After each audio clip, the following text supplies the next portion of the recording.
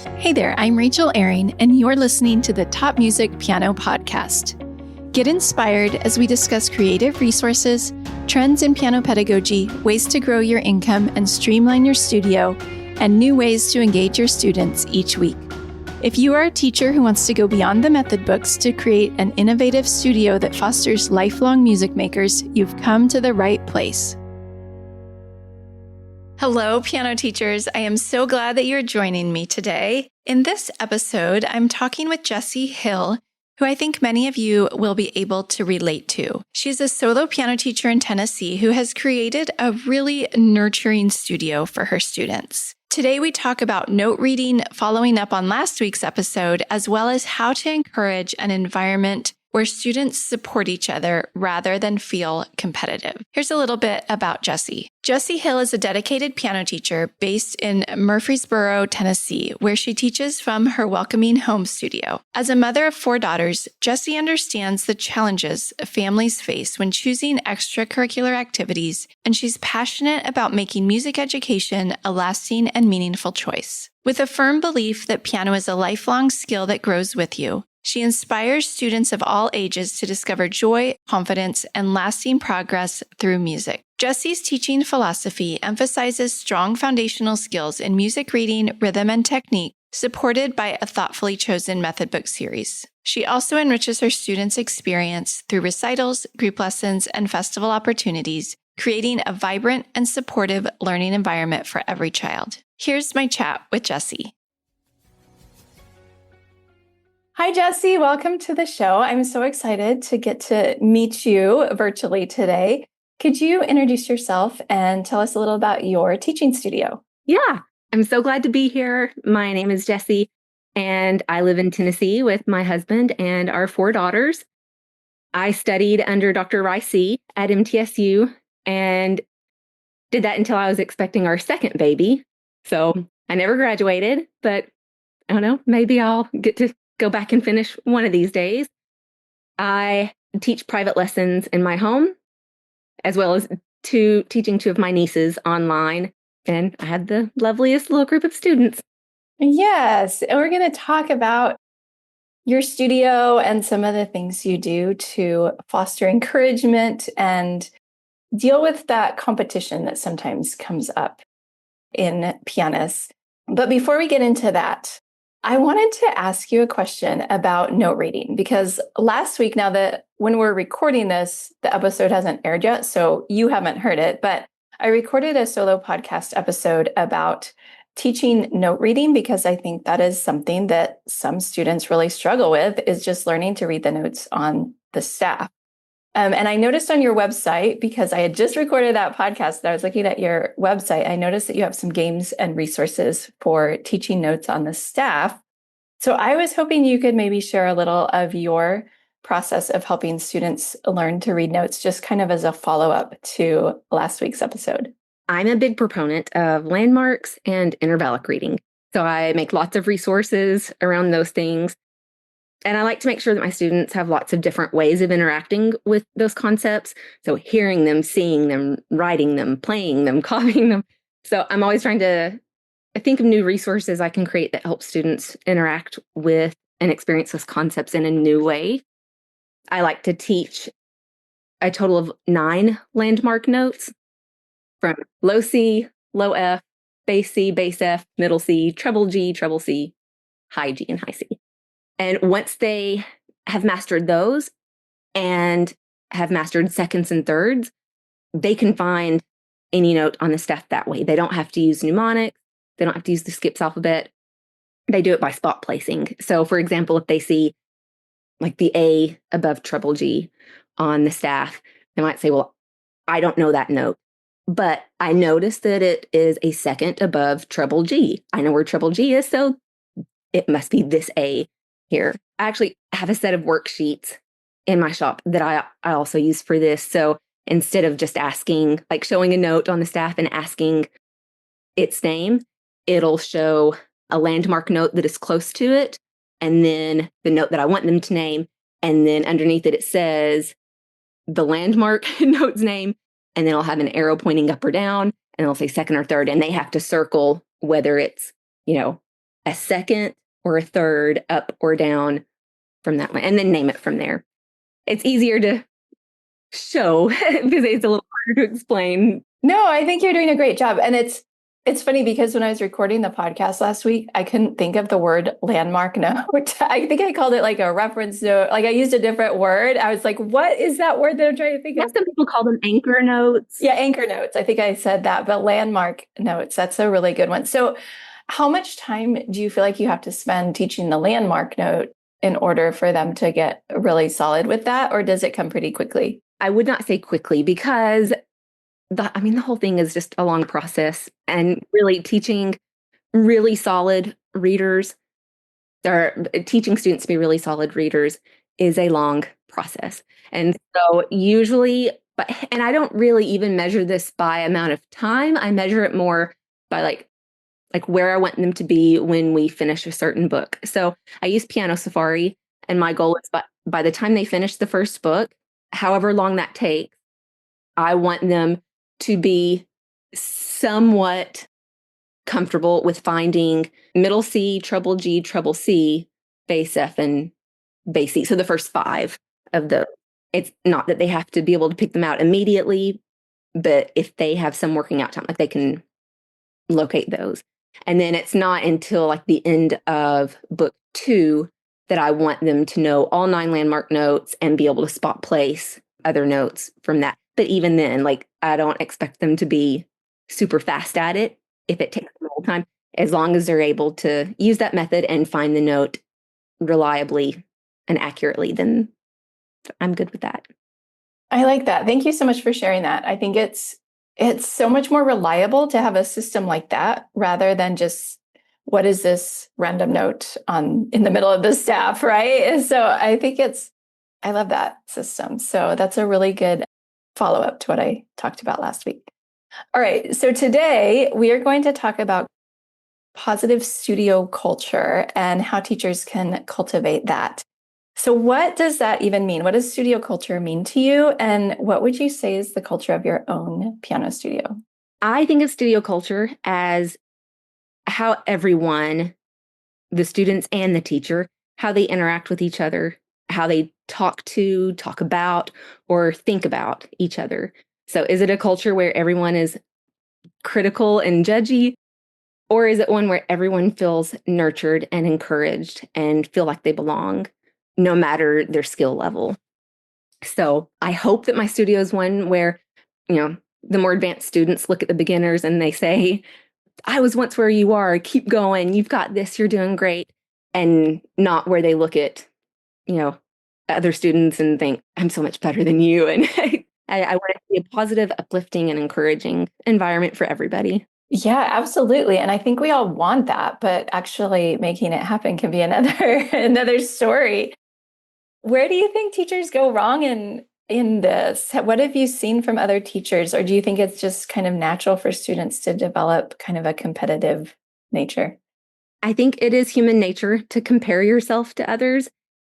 And I don't think that being competitive in itself is a bad thing, but has that competitiveness crossed the line into maybe having a superiority complex and looking down on those that you perceive as like not as good a musician as you.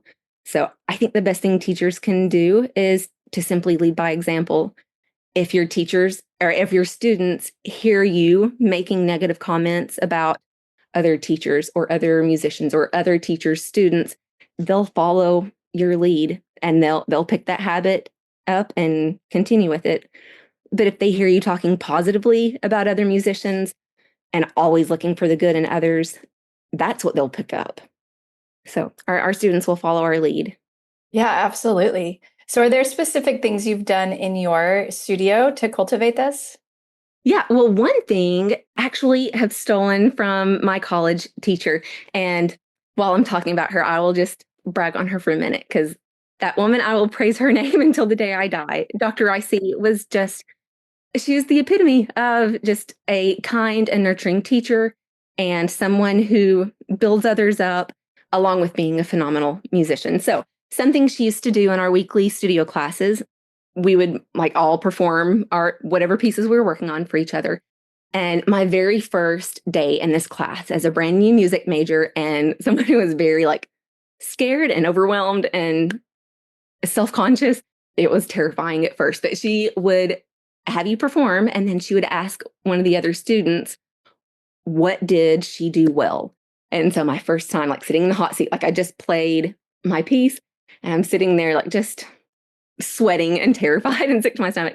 And I hear her say, and I don't remember who exactly she called on, but I'll say like, Andrew, what did Jessie? And my mind immediately is like, oh no, what did she do well?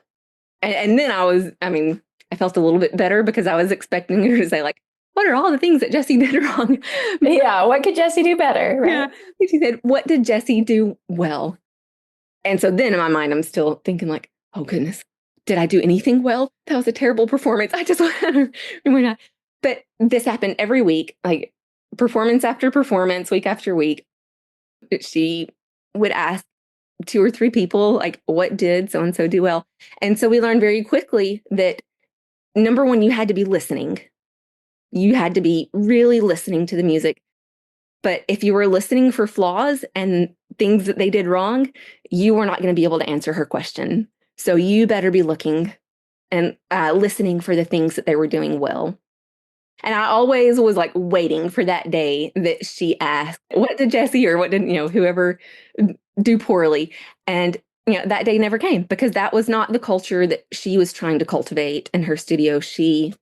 I never even like talked to her about to ask her later if that was her intention. And she never made like a big speech about it or anything. She just did it. She just led by example. And So how do you bring that into your studio? I do the same thing. So 2 times each semester, I have a group class where all my private students come and we perform our upcoming recital pieces for each other. And I do the same thing. I'll say, Winnie, what did Benjamin do well? I've also in the past got cute little like note cards. And every time somebody was getting up to perform their piece, everybody had to grab a pencil and a note card and write down what they did well or just anything encouraging to that student. And so then everybody got to go home with like a little packet full of these notes from their fellow students and go home and read like all of the good things that they've been doing. Yeah, I love that. I did that at one recital. We did compliment cards, and for our recitals, they're a little bigger, so I could never figure out how to like logistically do compliment cards. But for this one, we had tables, like round tables with, a couple of families at each table. So I said, if someone from your table is performing, grab a compliment card and write it on there and then just hand it to them. And so that's what we did. And just to see the students' faces light up when they got that card was so special. And to me, that's what I want all of my students to feel like, even if they think that they messed up, which they always focus on, the note that they missed, right? I want them to realize that that's not what the audience heard. That's not what their friends and family heard. So I like that idea. When you were talking, it also reminded me of something that I heard, I don't know where, but some teacher along the way said that we always praise in generalities, but we criticize very specifically. So when we give praise, we say, that was great, good job. And then we'll say, but that one note on the third measure needs more staccato or whatever. So I've kind of taken that into lessons with me too, trying to praise more specifically as well, saying like, you did such a great job on your phrasing or whatever specific thing it is. Yeah, I think Marvin Blickenstaff talks about this. He talks about giving specific praises instead of just saying, oh, you did a great job, but saying like, oh, you voiced that so lovely, or I love the dynamic contrast you to, like, be specific with the praises. Yeah, I think that's a great idea. Yeah, and I think it feels more genuine when you're specific, like, oh, they were actually listening and paying attention, not just, oh, I did a good job. Oh, it was good. And not just, oh, you're my teacher, so you have to say something nice before you get to the bad stuff. Like, right. Yeah, for sure. I think that this is so important, especially in today's culture of online bullying. And I'm sure with 4 girls, you have more of a perspective on all of this than I do. But do you have any more thoughts about how to create this positive studio environment in today's world? So, one idea that I recently had that I'll share, there's a poem that I came across when I was in high school called Am I Builder that has always stuck with me. And our time is limited here, so I won't share the whole thing, but I'll just tell everyone go Google the Am I Builder poem and read it. It has such a powerful message. And so I'm planning on, I don't know, I guess essentially making this poem my studio motto. I might even make my students memorize it. Like, it's not super long, so they could do that. So throughout the year, we're off for the summer, but when we start back in August, I'm going to let everybody know that throughout that year, I am going to encourage students and parents to write down every time they notice another student doing something well, or write down every time they see a student being a builder. And then at our end of year recital, having a display with all of these little messages showcasing how the students have been positive influences and in their music community that year. That's just one like specific idea, but I think in general, it's just being conscious about, like, it's easy to just without even thinking about it, let negative or toxic like things just creep into our studio with students comparing themselves to each other or whatever. But when it comes to building a positive culture, you have to be intentional with it. Yeah, I agree. I didn't tell you I was going to ask you this, but as a parent of 4, do you have any thoughts for parents about how to speak to our kids? Because I know I even see with my own son, like, it's so natural, like you said, for him to compare himself. And I think, of course, like, they're all trying to find their way and find where they fit into the world and all of that. So it is really natural. But how do you talk to your kids about some of this stuff? I wish that I had a manual that told me like all of the things, like step by step, that you should do and say as a parent to raise like resilient, like strong kids. Wouldn't that be great? Figured that out yet. So I know. Whoever figures it out will be a millionaire, right? yeah. I'll share that like I recently had a conversation with one of my daughters where she shared how she has really been struggling in this area, and I had no clue. And so she was talking to me and another one of like my adult friends who is also one of her best friends' mom.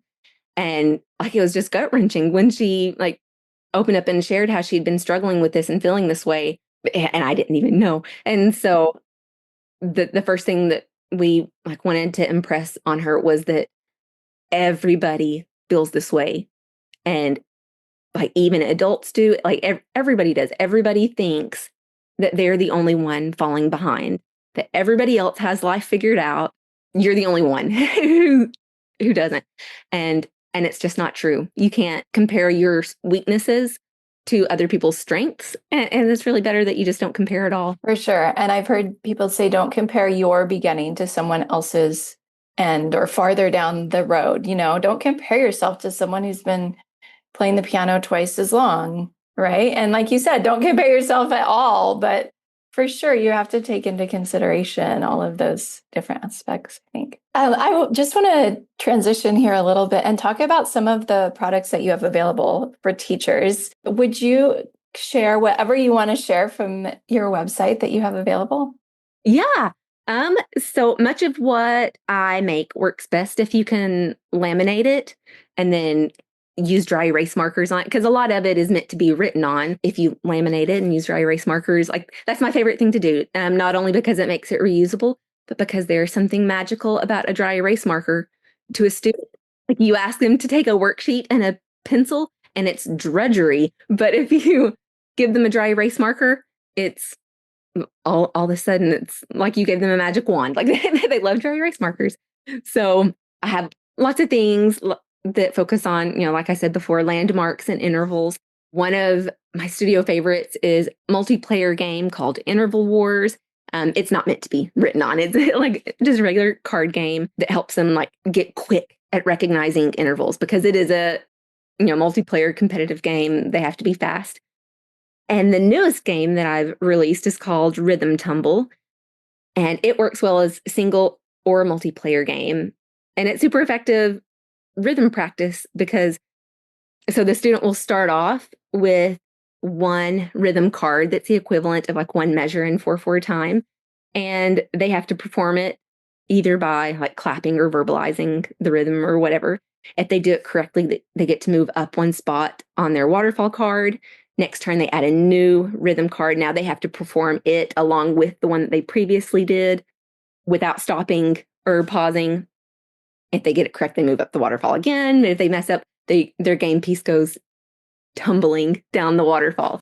And so that's effective because like even when they mess up, like it's fun because they enjoy making their little game piece like tumble down the waterfall, and lots of worksheets and even some like printable like wall art. So not just like teaching stuff, but anything you can possibly imagine you might need in your studio. I've likely got something. Yeah. I have to ask you about the slinky that I saw on your Instagram. So I saw this thing that was a slinky to help with like a loose wrist. I have a student who is so stiff, and I try to work on it in lessons, but I feel like then he goes home and just keeps playing with his stiff wrist. And so I'm like, this is futile. So tell me about the slinky and how you use it. Yeah, so I've noticed that a lot of times when a student has a technical issue, it's only a problem at the piano. Like they can go about their regular life and do things using that same motion without tension, but for some reason when they sit at the piano bench, their brain says, and they tense up. And so I like to try to find ways that they would use that same motion, that same technique in their like everyday life, and then relate that to the piano. So the slinky was one of those.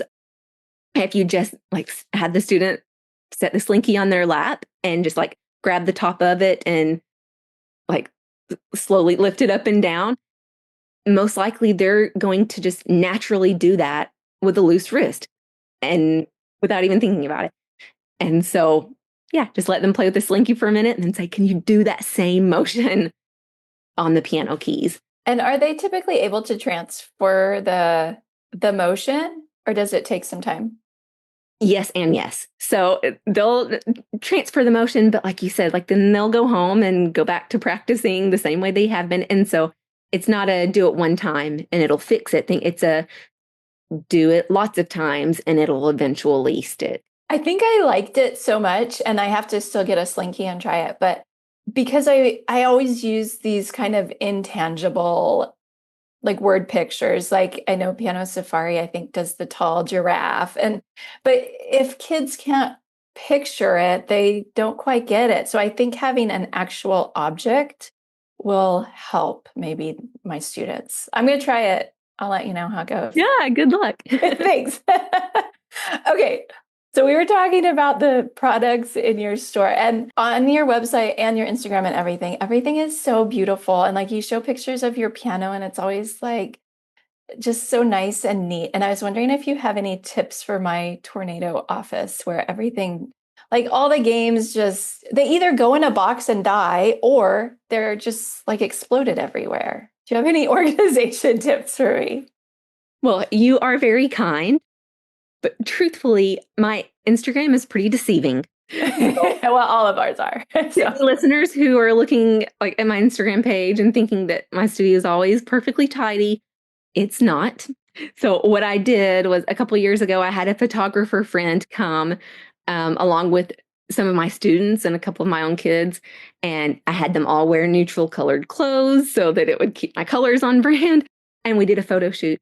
So now whenever I have an idea for something I want to post, I already have a library full of on-brand photos that I can pull from. Well, that's a great tip right there, is just do a brand photo shoot, right? Yeah, because I mean, I already I'm not a good example for somebody who does like consistent Instagram content. I always have great intentions and I were to have to like clean a spot in my studio and put on the right outfit and take the pose and take the picture, I would never post anything. So this makes sure that when I do have an idea for something I want to post, taking a picture is not something that I have to add to my to-do. Right. It's not a barrier. Right. My studio is actually just my living room. And so since my family lives there, I want it to feel like a home and not an office. So I have like a couple of like pretty wooden cabinets that I keep most of my stuff in. Like everything is not always in its specific home, but everything has a specific home. So that when I get around to picking up, it doesn't take me long because I know exactly where it's going to go. I also like to use furniture that doubles as storage. So I have a couple of leather like ottomans or benches that it looks like it's just seating, but really like inside is a bunch of music books, but they're like tucked away and hidden. So that, yeah, so it just looks like a living room. And probably my favorite thing that I've done organization wise lately is organizing my music library. In my cabinet, or in one of my cabinets, is where I keep all of my pedagogical music. And that was what I had the most trouble keeping organized. And I know a lot of people do like what do you call them? Like the little magazine bin. Mhm. And I had thought about that, but I don't know, I didn't want to deal with trying to figure out how many books from each composer I could fit into one box and all of that. So I had the idea. So I bought a package of chipboard and like stick-on label tabs from Amazon. And if you don't know what chipboard is, just think of like brown cardstock, except super thick, super sturdy.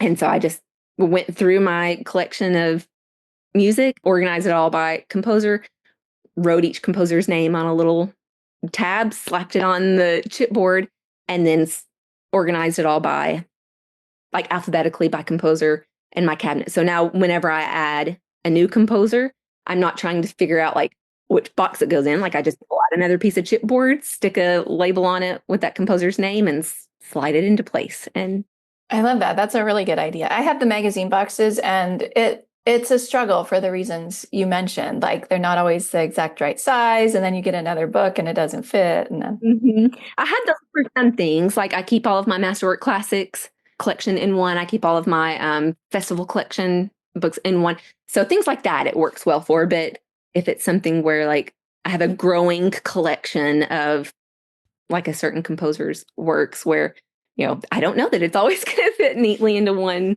box. And yeah, this works perfect. Well, thank you for sharing so much advice on a bunch of topics. We covered it all today. Can you tell listeners where they can find your products if they want to look at your website and some of the things you have for teachers? Yeah, of course. So everything is just under the name Hill Piano Studio. So like my website where you can buy like all of my teaching resources, that's hillpianostudio.com. Hill, right? Yes. Yeah. My last name, Hill. And then you can contact me through Instagram. Handle is Hill Piano Studio. My email is hillpianostudio@gmail.com. Well, Jessie, this was so fun to get to know you today. And thank you for sharing some great piano teacher tips with us. I really appreciate you being here. Yeah, this was so fun. Thank you for having me. I hope you enjoyed getting to know Jessie Hill a little bit today. I really appreciate her down-to-earth approach, and you can tell from listening to her how much she cares about each of her students and giving them each a positive musical experience in her studio. So thank you, Jessie, for sharing with us today. Next week on the podcast, I'm talking with Celeste Watson about technique and piano-related injuries. So I hope you'll join me for that one. It's going to be a good one. I'm Rachel Ehring, and you've been listening to the Top Music Piano Podcast. I'll talk with you again next week. How do you keep up to date with all the latest trends and research into music education? How do you connect with other teachers around the world and make sure your teaching stays fresh and relevant for students of all ages and stages both now and into the future? I created our Top Music Pro membership to be the one-stop shop for music teaching resources, training, support and community, and I'd love for you to come and join us inside. With over 40 comprehensive training courses, hundreds of teaching demonstrations and lesson plans, free monthly sheet music, discounts, and all the business and pedagogy support you could ever need, Top Music Pro is the community you've been looking for. If you're ready to level up your learning from the podcast and join thousands of other teachers in our global network, head over to topmusicpro.com today.